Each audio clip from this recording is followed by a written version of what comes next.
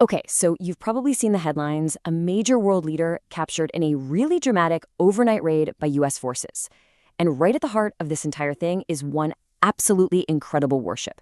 So let's break down the vessel that's making news all over the world, the USS Iwo Jima. To really get a sense of how big a deal this was, you just have to listen to these words from the chairman of the Joint Chiefs of Staff. He says, "Failure is never an option for America's joint force." What he's saying is, this wasn't just some simple grab and go. We're talking about a mission with immense complexity, with over 150 aircraft involved. And it's ships like the Iwo Jima that make that kind of joint force coordination even possible. And here it is, the specific news that kicked this whole thing off. Venezuelan leader Nicolas Maduro, along with his wife, was taken into U.S. custody. An event that, as you can imagine, sent some serious shockwaves around the globe pretty much instantly. So you have to ask, right? How in the world do you pull off an operation like this? How do you manage all those moving parts? Well, you need a very special kind of tool. And that brings us to the real star of this story: a single, incredible warship. So first, let's just quickly run through the details of the capture itself, just to set the stage. Here's the core of it.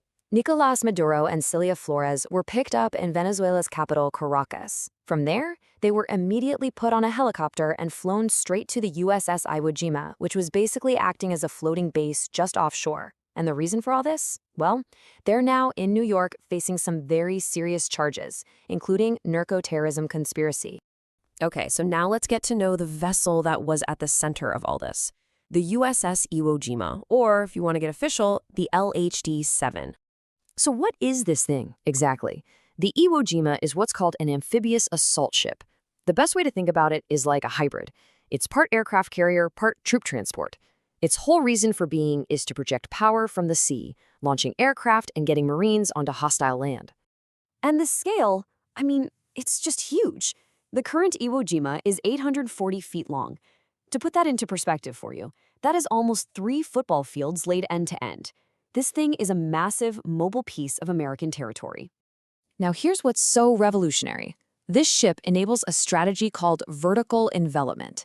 See, instead of a bloody, head-on assault on a beach with tons of defenses, think Saving Private Ryan, this strategy uses helicopters to fly Marines over all of that. They can land them deep behind enemy lines with incredible speed and surprise. It's a complete game changer, and this ship was built to do exactly that. But here's the thing. The LHD-7 we see today, it's not the first ship to carry this famous name. Nope, it carries a legacy that goes back decades. The story is actually pretty cool. It starts with a ship that never even was, the CV-46, an aircraft carrier that got canceled in 1945. But the name came back in 1961 with the LPH-2, a totally new kind of ship. It had a long, amazing career before being decommissioned in '93. And that paved the way for the ship we have today, the LHD-7, which came into service in 2001. And that second Iwo Jima, the LPH-2, you can't overstate how important it was. It was a true pioneer. We're talking the very first ship ever designed from the ground up, from the keel up, specifically to be an amphibious assault ship. It literally wrote the book for all the ships that came after it. And the career it had, wow. The LPH-2 was everywhere. It was there for nuclear tests, it served all over the place in the Vietnam War, it was deployed during the Cuban Missile Crisis, it even acted as a hospital ship. It was a key war. What a history. So, that leads to the obvious question. How does the modern Iwo Jima stack up against its legendary predecessor? Let me tell you, the jump in technology and just pure scale from one generation to the next, it's absolutely mind-blowing. Okay, just look at this. The evolution is staggering. The LHD-7 is over 240 feet longer and a lot wider, but the real upgrade is in the teeth. The new ship is just bristling with advanced weapons, including something called the Phalanx CIWS, which is basically a radar-guided robot Gatling gun that shoots down incoming missiles. It's a quantum leap in both firepower and just its ability to survive. So let's bring it all back to today's news. We've talked tech, we've talked history, but why does this one ship, with everything it can do, really matter right now? Well, it matters because a mission like the capture of Nicolas Maduro is only possible because a ship like this exists. It's that combination of its sheer size, its ability to carry a whole air force of helicopters and a battalion of Marines, and its own defensive firepower.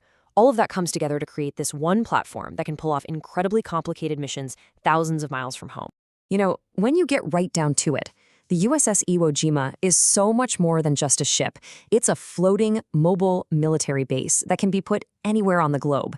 It is the literal definition of modern power projection, a symbol that you can reach out and act decisively anywhere, anytime. And that kind of leaves us with one last thought. These ships have constantly adapted, from facing down the Soviets in the Cold War to being part of the capture of a head of state. So as the threats around the world keep changing and evolving, the question really isn't if these floating fortresses will be used again.